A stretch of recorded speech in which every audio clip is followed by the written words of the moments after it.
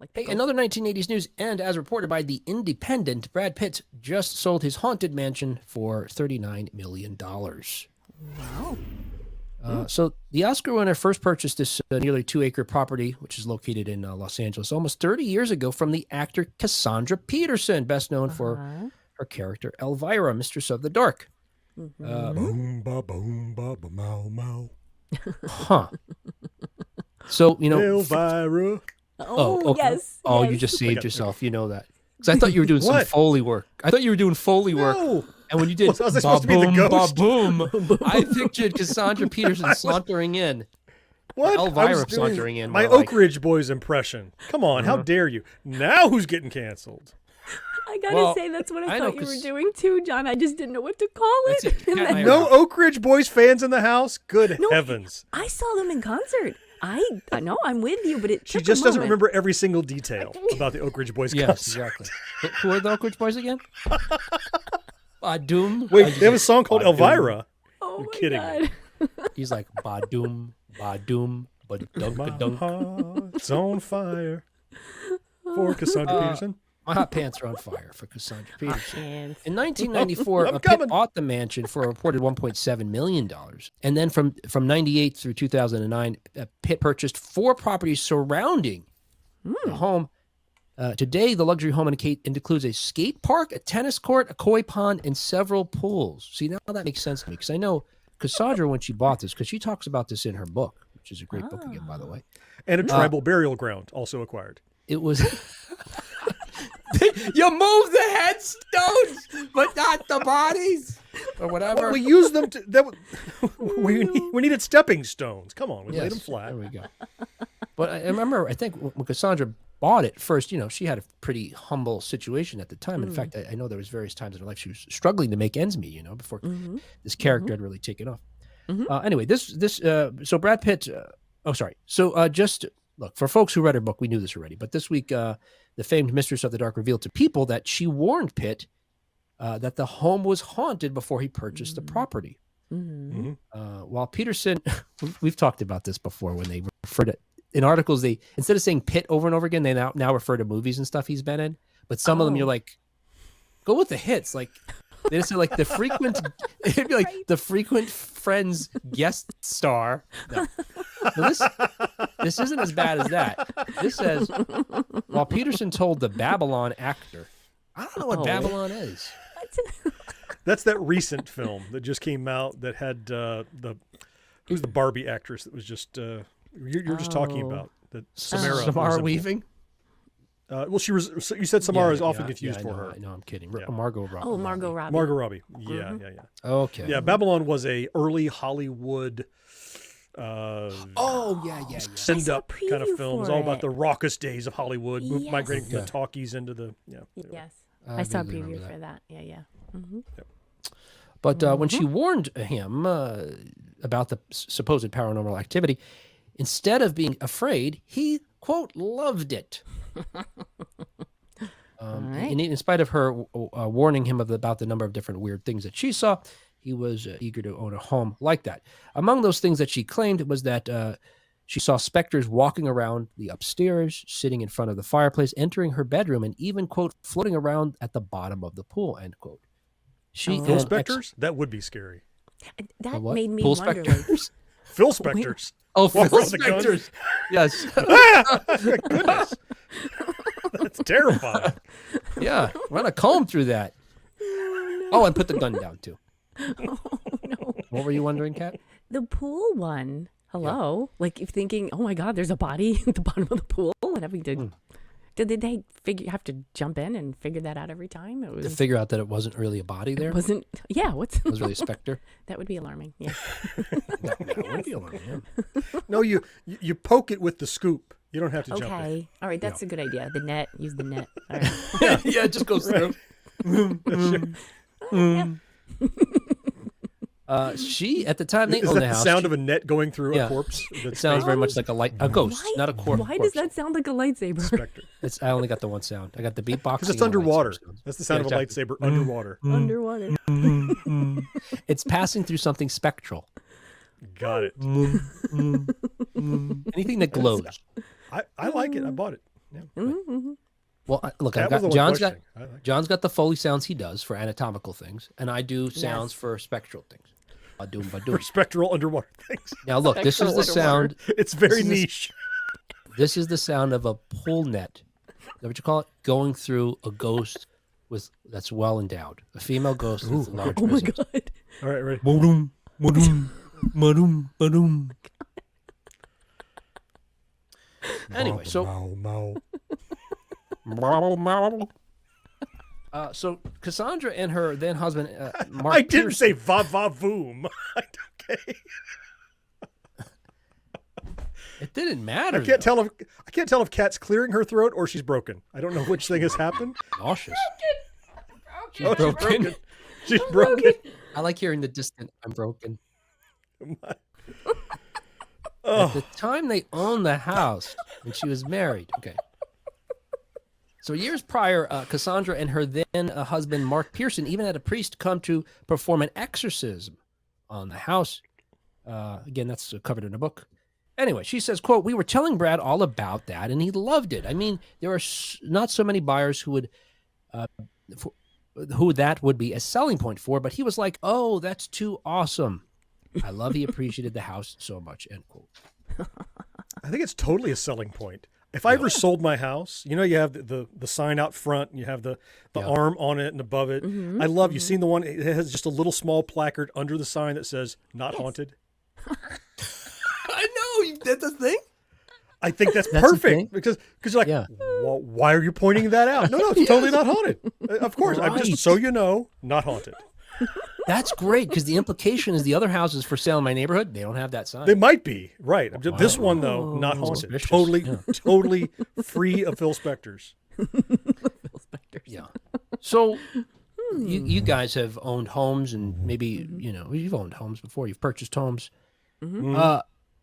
You know that for the most part, the seller of a home has to disclose to you certain things. And it varies from state to state. But like, for example, if something that would, affect the integrity of the home physically, for the most part, they have to reveal that. So if the foundation has a structural issue, something with the beams, there's been water damage, a lot of these things. Sinkholes, anything. Sure. Right. That sort of black mold. Some states require you to tell you if there's black mold in the property at some point. Asbestos. Do you think you're required to tell a potential buyer that you think your house is haunted? Required? Yeah. Like I said, the examples we gave, in most states you're required, or many states you're required to tell certain things. Yes. Yes. Do we think that haunted is one of them? Yeah. I don't think so. It's always been like this common knowledge, but not backed up with any statute, that you must disclose if someone died there in some form or fashion. Now, I don't know if that's Interesting. true or not, but Right. like every movie is like, you've got to tell us, right? It's like you got to say if you're a cop, right? No, you don't. But the people say that in movies, right? You got to tell me, dude. I can't imagine. No. Well, first of all, for any legal entity to stipulate that you must disclose if a place is haunted, they must first admit that there's the Santa Claus, right? They have to then acknowledge that ghosts exist, which you then must disclose. Yeah. So, first, why would you not disclose that it's haunted? Because I think that's a selling point. Because anyway, but I can't imagine there's a law on the books. I'm sure we'll be proving you wrong momentarily, but I can't imagine there's a law. Especially in Los Angeles, you're right. It'd be a selling point, of course. Well, look, like most laws, it varies from state to state what you're required to disclose or not. Okay. But, Yeah. and John's right, in some states you're required to tell if a murder or a death or a suicide occurred in a home. Oh, if it's a meth house, if it was a meth house, that's another thing. Interesting. Okay. But there's 4 states that specifically mention paranormal activity Oh, wow. in the real estate disclosure laws. Oh, my gosh. Wait, Wow. please tell me Florida's one of them. I'll be so disappointed if Florida's not one of them. I'm voting with you, John, on that one. In Minnesota and Massachusetts, it's unnecessary to disclose if the house is haunted. Okay.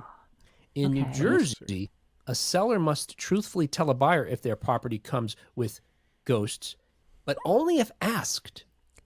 In New Jersey? Yeah. So there you Okay. go. Oh, you don't have to. You may have to worry about that with family and friends there. But as for the 4th state, which is not Florida, New York, Oh. Real estate agents must be mindful of a court decision often referred to as the Ghostbuters ruling. Oh my gosh. I had Ghostbusters in my head while you were talking because New York. Oh my gosh. Yeah. Well, yeah. And the name is not because of the location of this ruling, but more because of when the ruling occurred, because it was in the. So throughout her ownership of her property there in Nyack, New York, Helen Ackey and her family reported seeing a number of poltergeists. On 3 occasions between 1977 and 1989, she told these disconcerting tales to Reader's Digest and a local newspaper. She recounted several instances in which the poltergeist interacted directly with family members, including that her grandchildren would receive gifts of what she called baby rings that would then suddenly disappear. She also claimed that a ghost would wake her daughter in time for school. Wait. I got to talk about baby rings. Yeah. What? Is it a ring the size suitable for a baby? Yeah. Or is it a ring made out of babies? A baby ring. Or both. I've made you a ring. Why is it crying? Why is the ring crying? When you put it on, you can hear a faint cry. Yeah. Feed it. Feed it your finger. It may be both, John. I don't know. They don't speculate, but maybe because it's grandchildren. Fair enough. It's that size and also manufactured from those raw materials. Got it. Yeah, or maybe it was also manufactured by babies. Okay. It's a third possibility. Child Any of those labor. could be. Yeah. But she also said her daughter was awoken. That a ghost was waking her daughter up for school every morning Woken up by shaking her bed. What? Really? Oh. But that when her Okay. daughter Convenient. pointed out loudly, "Hey, I'm on spring break this week," the ghost stopped shaking the bed early for that week. Again, selling point. If you have a free automatic alarm clock that you can put on snooze during spring break. You don't even have to set it. It just knows. That's right. It's always listening. Well, Put on your baby ring. It's time to go to school. it's spring break, dude. Seriously. Come on, Phil. It's like a Phil physical manifestation of like Yep. Alexa or whatever. Yeah, always listening, ready to do whatever. Yes. Ready to do your bidding. Yes. So when Jeffrey Stambovsky agreed to purchase the house in 1989, the broker told him of the haunting. At the time, Stambovsky laughed it off, saying, quote, "We'll have to call the Ghostbusters," which, again, at the time, the second Ghostbusters would have just come out a couple of years earlier. Yep. I'm sorry, would have just come out around that time, 1989. It would have just come out. Not being from Nyack, he wasn't familiar with the home's notorious reputation because, again, it was in Reader's Digest. It was in local newspapers. At some point, her house was on some 5-house tour. Oh, okay. But when he met with Ackley 2 weeks before closing, she passionately told him of the unwelcome house guests. So the way I understand it, and later on, he'll say he was never told about the ghosts until after he signed a contract. But it seems to me maybe he was told before he signed, and he was like, "Oh yeah, that's funny." Then he met her, and she was like, "No, there's fucking ghosts in here, man. This shit is going down." And he was like, "Oh." So after learning that, he didn't show up to closing. So lawsuits are filed by both parties for breach of contract. Oh. Ultimately, to make a long story short, the case went through the different courts and finally heard on appeal in 1991 by the New York Supreme Court's appellate division. And they held that a house is very specific, but this is still, as far as I know, a rule that must be followed. Okay. Or a law that must be followed. I guess a court-created law that must be followed. That a house for which the owner had previously advertised to the public as haunted by ghosts, which she did by talking to the press about it, legally was haunted for the purpose of rescinding a contract by a subsequent purchaser.